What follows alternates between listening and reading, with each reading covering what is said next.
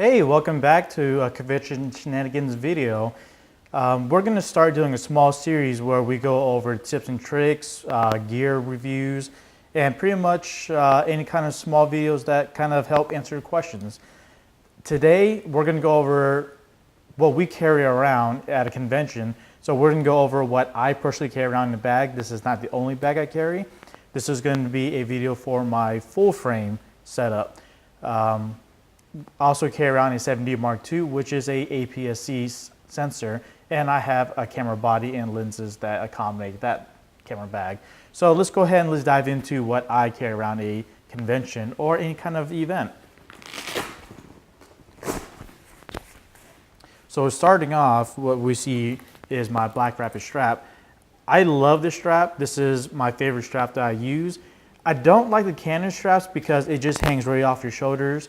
And it kind of gets in the way if I'm trying to hold a reflector, if I'm trying to open a door. The camera and lens, especially if I'm carrying a larger lens like a telephoto 70-200, it tends to get in the way, and I personally don't like that. With the Black Rapid, I can actually have the camera off to the side, behind me, or wherever I need it, and just it's kind of out of the way. So I recommend a very comfortable strap. Anything that you particularly like. I don't like the Canon regular ones that just sit on your shoulder. So next we're going to pull out the camera itself, and as you can see, the camera is still attached to a Tamron 85mm 1.8. I really like this lens. I recently bought this maybe 2 weeks ago, 3 weeks at most, and I'm really enjoying it. It's 85. It's a nice portrait lens. I can get real tight headshots. I can get full pans if I'm far enough. I love the 1.8 at low light situations. I think this is a really great lens to have if you're trying to take pictures of portraits. I don't know if I'm going to keep this permanently. Sigma is about to release their 85 1.4 art lens. It's a little bit more expensive at around $1,100. I paid $800 for this one.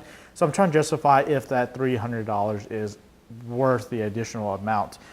Also, Canon is kind of rumored to release the 85 1.4 very soon. They have their 1.2, which is a monster. It's really expensive at $1,800, and they have a cheaper version at 1.8, which isn't that great.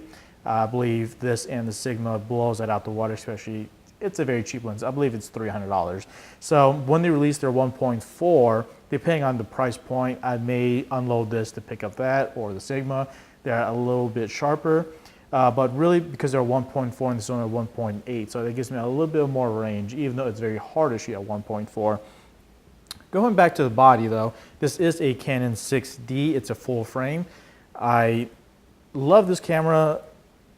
It's more simple to use. The 5D Mark III is a great camera. I would love to have one as well, but I do like the simplicity of this. Most photographers start off using an APS-C camera. I personally started off using the Rebels and then going on to like a 60D.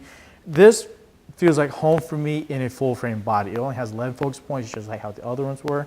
When I first initially got my 7D Mark II, it was a bit overwhelming. It was so much additional options that I felt like I wasn't going to use and I didn't really use. So when I made the switch to a full frame, getting a 6D, this felt more like home. This felt like where I started off with, and I personally love the 6D. Still may get a 5D Mark III soon. I mean, they are coming down in price. So that's going to be maybe a possibility for me later in the future. Next in line in the bag is my 24-105 f4 lens. I believe this is a very versatile lens. This can do wide shots all the way down to 24, and if I need to zoom all the way to 105, I can do that as well. I love this lens. It's a general purpose lens. I haven't used it too much because it's a general purpose lens. Usually when I'm at a con, I'm trying to get tight headshots right out the back, so I'm trying to go around and doing those shots, and then if I need to go a little bit wider, or I'm doing a group shot, then I'll throw this on definitely. But if I throw this on, it typically stays on for at least an hour because I hate switching lenses. And like once again, because this is an all-purpose lens, once it's on, I love to use it. And I can't say anything negative about it. I mean, it is an f4, but realistically, if I'm shooting at 24, most of the things are going to be in focus anyways, unless I'm zooming into 105 to try to separate the background and the foreground, like how I would with the 85. With the 1.8, again, that nice smooth bokeh, all the way separating that subject and background. This is purely what this is for, just that nice smooth bokeh. And this is why I typically do tighter headshots. Yes, I can do more full body shots with this as well, but going out to like, a wider focus,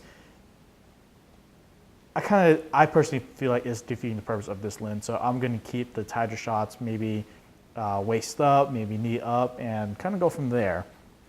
And the next lens is the lens that I believe that every photographer, regardless of what you're shooting, should have. This is a Canon 70 to 200 2.8L, and I love this. I believe everyone should have this. It's once again another versatile lens. 70 is a little up there to 200, especially if you're shooting APS-C, but I still highly recommend this lens.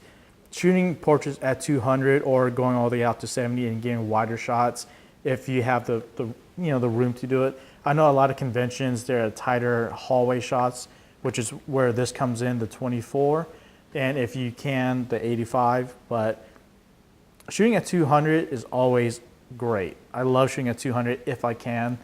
And so pretty much this is what I carry around at convention. Beyond the camera and lens combo itself, for animation, we carried around a static light powered by this Fugi ion battery pack. It only gave us about 45 minutes of consistent light, but we weren't keeping it on at all times. We have it on for maybe a minute max at a time, trying to get our shots in, a few test shots, and then the actual shot. If you need a lot more room and a lot more, if you're going to be out all day, I recommend a strobe. We carry strobes around all the time. We have different modifiers like a softbox or umbrella. And this is pretty much what we carry around, or I personally carry around a convention every time I go, or a car show. And it's not too much gear. It is a little bit heavy at times, especially carrying on the battery pack and the static light or strobe. But I believe it's a good blend. If you have a few friends with you, maybe they can help out. We always have more than one person at a convention at a time. And our other shooter, T. Dang, will go through his bag one of these days as well. This is about all for today for my full frame bag. Hope to do a APS-C bag video soon, and I'll catch you in the next video. Thanks for watching.